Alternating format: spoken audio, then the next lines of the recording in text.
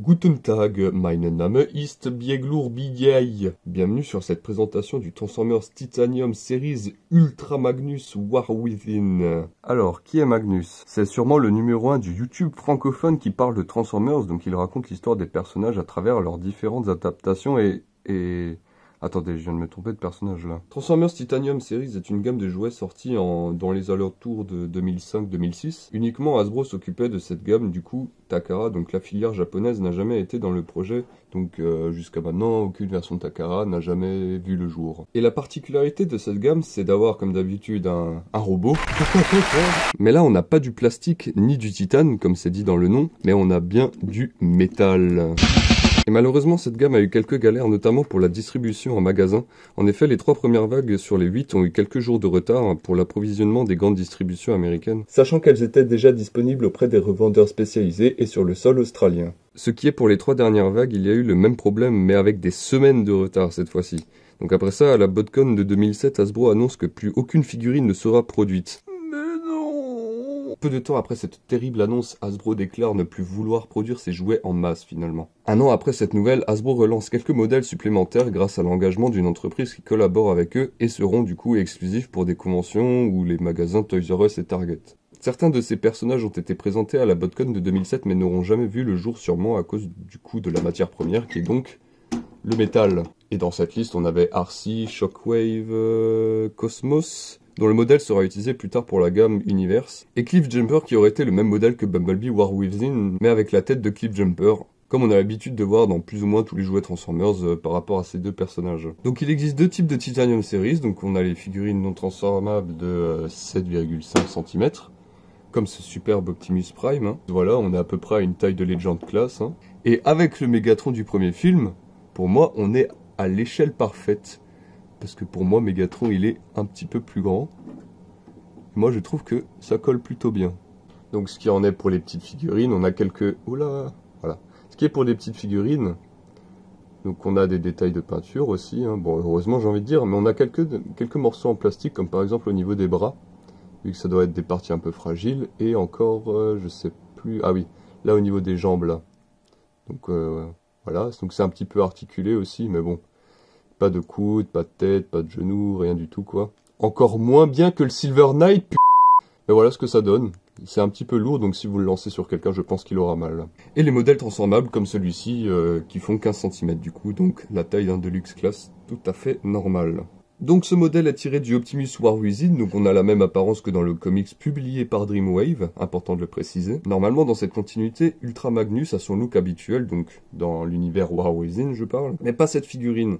Ici nous avons plus une référence du Ultra Magnus de l'époque qui utilisait aussi le même modèle qu'Optimus Prime, sauf qu'il fallait démonter et lui placer les parties de sa remorque pour avoir l'apparence normale classique d'Ultra Magnus comme on connaît. Sauf que là ils ont rajouté un peu de bleu sûrement pour rappeler cette apparence bleue et blanche de Ultra Magnus quoi. Du coup avec lui on n'a pas de remorque fournie. Donc il existe un Ultra Magnus de la même gamme mais avec son apparence normale et en... non pas en titane du coup en métal. Et je le trouve plutôt joli mais je ne le possède pas donc fuck. Je vais tout de suite passer à la comparaison pour faire une idée de la taille. Donc voici l'Optimus War of Cybertron. War for Cybertron pardon.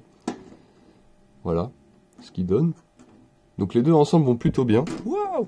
On peut voir qu'ils ont la même taille, qu'ils partagent un peu le même design, sauf au niveau du torse, encore une fois. On dirait un mélange entre ce Optimus Prime et le modèle Fall of Cybertron, dont ces deux sont de la même continuité en plus. Donc j'aime bien l'exposer avec ce display, avec les autres personnages aussi d'ailleurs. Je trouve que ça se marie plutôt bien. Moi, ça me plaît. Et voilà encore avec le Optimus Deluxe Universe. Donc voilà une petite alternative si jamais. Ce qu'il en est pour la figurine, il est vraiment très lourd hein, parce qu'il a pas mal de parties en métal, donc surtout là au niveau du torse, hein, il a... c'est vraiment un gros bloc de métal. On a les épaules, les abdos, la ceinture et les côtés, les avant-bras, les jambes et le dos aussi également qui sont en métal. Donc vraiment il est très très lourd. À cause de ça la figurine est vraiment très loose, hein. Les joints sont à peine serrés, ce qui lui donne tendance à ne pas se tenir correctement et pourrait en plus de ça faire sauter la peinture lors des manipulations, ce qui est le cas chez moi et je pense chez tout le monde en fait, hein. donc à manipuler, sachant que c'est lourd. Bon, je dis pas que c'est impossible à porter, mais c'est vraiment assez inconfortable. Malgré ça, je le trouve vraiment bien fait. On a de bons détails dans le métal, avec quelques points de peinture, une bonne application sur le ventre, même les pots d'échappement, hein, sur les côtés des bras, là. Les mains et les pieds sont en plastique, mais malheureusement, sur mon modèle, ça a pris un peu le soleil, donc on peut voir la différence de bleu à chaque fois. On a les cuisses aussi en plastique, et les jambes toutes blanches. Voilà, bon c'est un peu nul. Un petit point de peinture sur les genouillères ou même sur les côtés, ça aurait été pas si mal je pense. De dos, hop là, voilà ce qu'il donne. Donc on peut voir ici qu'il peut stocker l'arme. Malheureusement je ne l'ai pas, hein. Il y a des accessoires de fournis mais je les ai pas tous. Et du coup c'est aussi bien parce qu'on a au moins un point de stockage pour cette figurine. Donc de dos on voit quelques trous et quelques vis, mais bon je pense un petit coup de mastic ou de pâte à bois ça passe. Hein. Ce qui est des articulations, donc on a la tête qui ne va que de gauche à droite, comme ceci. Ce qui est des bras, on n'a que de l'avant en arrière, on n'a pas sur les côtés. Hein. Peut-être que dû au métal, ils n'ont pas trouvé de mécanisme assez solide pour avoir cette articulation. Ou alors c'est la flemme, hein, je ne sais pas. On a les coudes, comme ceci, qui pivotent également. Ah putain. Voilà, on a les coudes qui pivotent. Et on peut lui péter aussi également. Voilà. On n'a pas d'articulation au poignet, hein, et en plus c'est très très loose, hein, ça rentre très facilement. On a le torse qui peut pivoter, mais bon, ça c'est dû à la transformation et ça ne donne vraiment pas le meilleur effet d'articulation, sachant qu'en plus dès qu'on le tourne, je sais pas, la tête elle a tendance à rentrer en plus. Pour ce qui est des jambes, on peut à peine les mettre en avant, hein. Comme on peut voir, c'est bloqué à cause de la ceinture métallique. Et les côtés pareil, hein, c'est aussi bloqué à cause de sa ceinture. Elles vont juste en arrière, et plutôt bien en arrière. Voilà ce que ça donne. On peut également lui plier le genou, donc c'est aussi assez limité, hein, comme on peut le voir.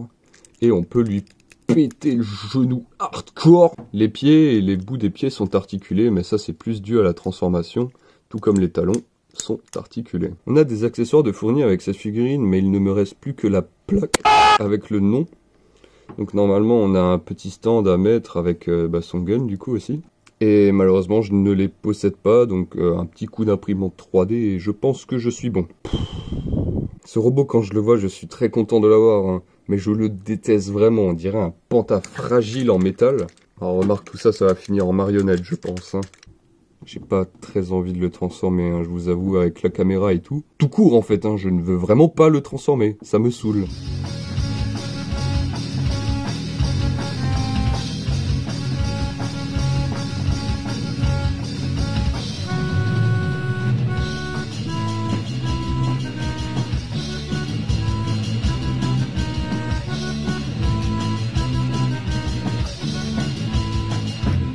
Voilà notre robot transformé, donc on voit directement un défaut de transformation. Ici on a un petit jour, mais vraiment j'ai fait de mon mieux et je n'arrive vraiment pas à le boucher, donc voilà.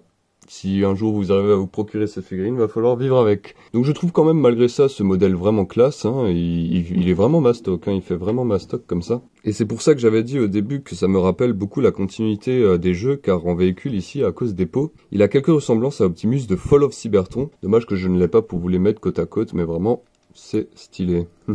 Il est pareil que dans le comics avec les mêmes détails. On va le regarder de plus près s'il ne se défait pas pourri comme il est. L'avant et son cockpit sont en métal, avec toujours le logo Autobot ici.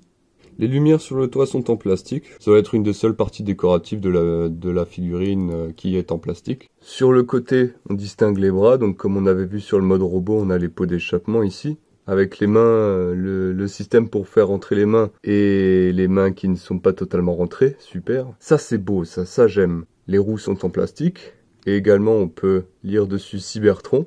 Voilà, 2 fois. Ce qui est pareil sur les roues de derrière. Donc ça, c'est plutôt cool. C'est un détail que j'aime bien. Et bon, après, faut pas lui demander de rouler avec ce robot. Hein. Il est tellement lourd que déjà en robot, il tient pas. Bon, après, au moins, c'est pas grave. Hein. Il tient sur une étagère qui est pas droite. Donc ça, c'est cool. Putain, je suis sûr, je l'ai un peu abîmé là en faisant un devant-derrière. Sur les côtés, on a les cache-roues. Donc c'est cool, ça lui donne un peu de relief en robot et en véhicule. Et on peut voir que ça suit plutôt bien la ligne. Et ça maintient du coup son aspect imposant, donc ça c'est plutôt cool. Pas de détails de peinture, du coup ça c'est vraiment dommage, hein. Ici ça manque un peu du coup vu que c'est les jambes. Et pour changer un peu de couleur, on a un peu de jaune ici. Tout comme le robot, ce véhicule est vraiment très pénible à manipuler. Parce que dès qu'on le touche, la partie jambe bouge, ce qui fait déclipser les bras. Et après ça tombe, ce qui peut entraîner des chocs. Et c'est vraiment très chiant. Voilà, maintenant il est transformé, on le touche plus. On peut le comparer du coup avec l'Optimus d'avant, donc le Warforce Cybertron, je vais pas me tromper. Bon, il est un petit peu plus petit. Après, la transformation n'est clairement pas pareille non plus. On a quand même une certaine similarité entre ces deux véhicules. On a les roues de devant qui sont plus grosses que celles de derrière, qui est le cas sur les deux. Il est vachement plus haut, mais aussi plus complexe à transformer, donc c'est normal. J'enlève ça. Même s'ils ne se ressemblent pas, ça fait deux personnages différents, donc comme j'ai dit avant, j'aime bien les exposer comme ça, ces deux. Voilà ce que ça donne avec toute la team. Enfin, avec tous les robots que j'ai, plutôt. Bon, dans cette gamme, du coup, on a quand même un Bumblebee qui est vachement gros en véhicule, hein. Même en robot, il est pas assez petit par rapport à ces deux. Ils ont en fait la même taille, hein, tout cela. Jazz, il est aussi un peu trop grand, mais bon, voilà, c'est la gamme, si on la connaît, c'est normal. Ce Ultra Magnus s'implante vraiment dans l'esprit, et voilà, en fait, il n'y a rien d'autre à dire, vous voyez par vous-même, en fait. Voilà ce que ça donne avec le Optimus Universe, et on voit que là, du coup, niveau taille, je trouve que ça va vraiment pas mal, hein. Ultra Magnus, sachant que c'est un gros véhicule, ces deux ensemble vont vraiment très bien. Même niveau longueur, je trouve que ça colle pas mal aussi également, en plus d'avoir la particularité d'avoir un robot assez loose encore une fois, mais là que en véhicule, donc ça va. Heureusement que lui, ils l'ont pas fait en métal, hein. Voilà, c'était tout pour cette vidéo, j'espère que ça vous a plu et que je vous ai fait découvrir une gamme que je ne connaissais pas avant et que je n'ai jamais connu car j'étais peut-être un peu trop jeune. Et puis si vous arrivez à en trouver un et que vous aimez ne pas vous amuser, eh ben, go sauter dessus, hein, vraiment, il est plutôt cool, mais vraiment, non, sans déconner, il présente plutôt bien, mais voilà, manipuler, il est vraiment pénible, hein, il est trop loose, hein, je le répète encore une fois, mais qu'est-ce que c'est horrible. Je n'ai pas les accessoires, donc il est un peu moins classe, puis j'ai à peu près tout dit, donc ciao ciao.